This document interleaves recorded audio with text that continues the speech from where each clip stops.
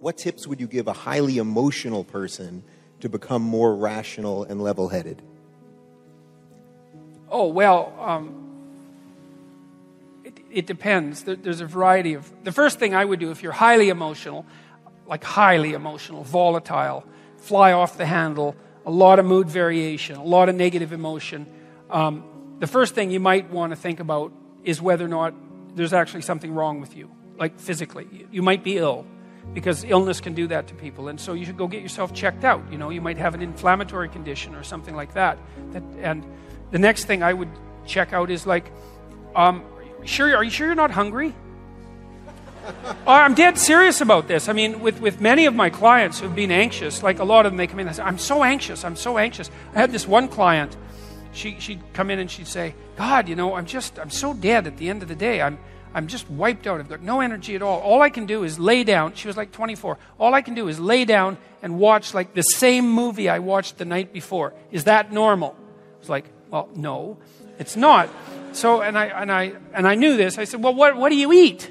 And she said, well, I usually don't have any breakfast. And then I have like a little bowl of rice for lunch. And I usually have something like that for dinner. And I thought,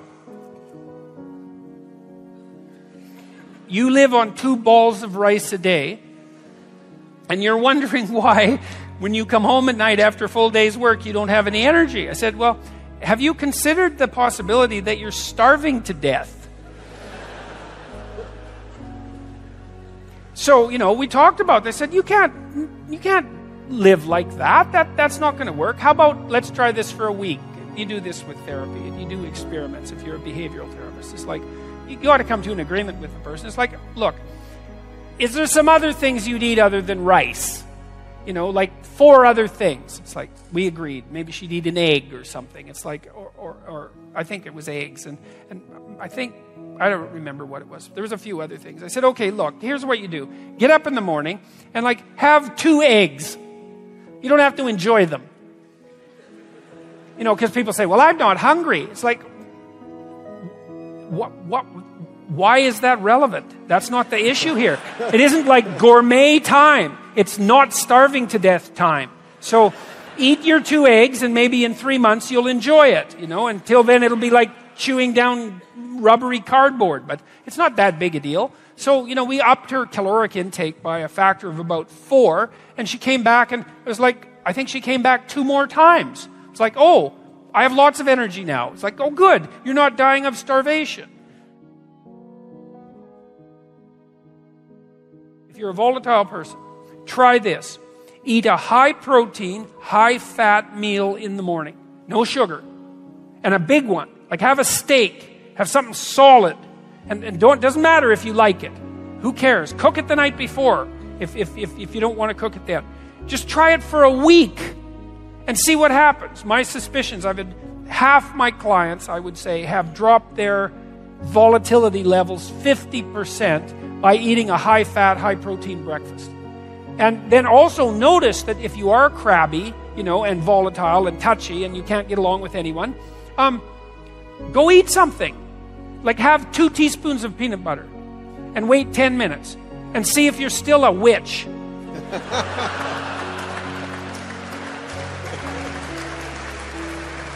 So for some people, and if you are a volatile person, like your blood sugar levels tend to move up and down more because you stress yourself out more. For some people, that really matters. And so, look, try it for a week. It's nothing, right? And you might think, oh, God, what you'll find, if it works, is, A, you don't get nearly as upset about the things that used to upset you.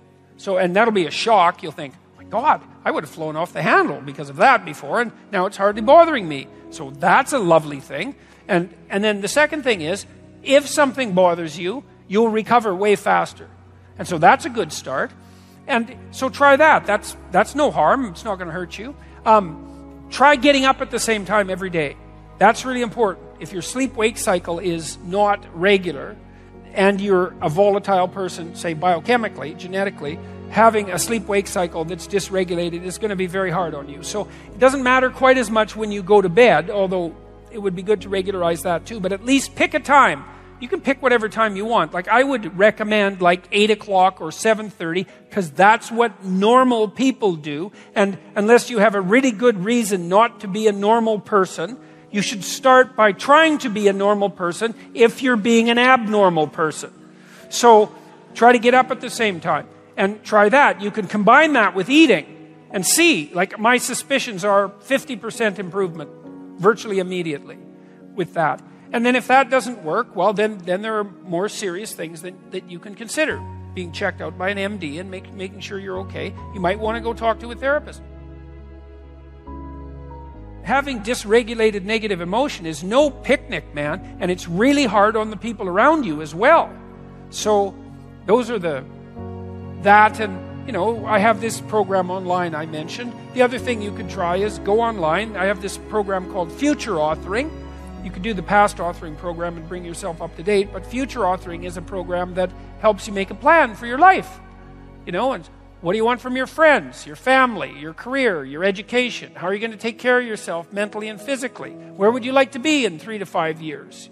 How are you going to regulate temptation, drug and alcohol use, and that sort of thing? You know, keep yourself out of trouble.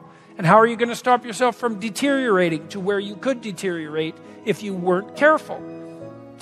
You can do a credible job of the program in an hour and a half. You know, it's proved very useful for people. Maybe you're kind of aimless and you need a plan. That's another possibility. So, but don't live with it. You know, there's lots of things you can try. Sleep. That might be number 1. Food. That's number 2. Number 3, talk to someone, a professional, if it's really out of hand. Because what do you want to do? You want to suffer terribly for the next 10 years? And plus, if you do have a lot of excess negative emotion, it's really hard on you psychophysiologically because you produce a lot of stress hormones, and that makes you old. So it's dangerous physically as well. So, and it's hard on your brain. So if you can get it fixed, fix it. What your eating habits are like or your sleeping habits, but if you are an anxious person and that's manifesting itself in, say, neurotic overanalysis, there's 2 things you can do very rapidly, 3 things really, that will help quell that. 4 things even. Number 1, get up at the same time every day, and I would recommend in the morning because that's when people generally get up, and it's good to do what everyone else does unless you have a good reason not to. Number 2, eat a large breakfast, right? Keep it carbohydrate light. You know, don't eat toast and and Fruit Loops. That's not going to do the trick. Make it fat and protein heavy, and eat more than you want. You might say, I'm not hungry in the morning. It's like, this has nothing to do with what you want or what your appetite is. It's like, you need to eat in the morning. If you're an anxious person and you don't eat in the morning and then you stress yourself out, your body hyperproduces insulin. It takes all the blood sugar out of your blood, and that dysregulates your metabolism for the entire day. You can't reset it till you go to sleep at night. And I've had lots of anxious clients who would say fall into the overanalytic category, who were like virtually cured by eating a large breakfast every morning. I would highly recommend that. You could try some physical exercise. Weightlifting is really good for curing anxiety. Another thing you could do, as I alluded to earlier today, is to make a schedule and start attending to your daily micro routines. So, you know, you got to figure out what your overanalysis is. It might be cognitive, like maybe you have a very active mind, you know, you're fast verbally.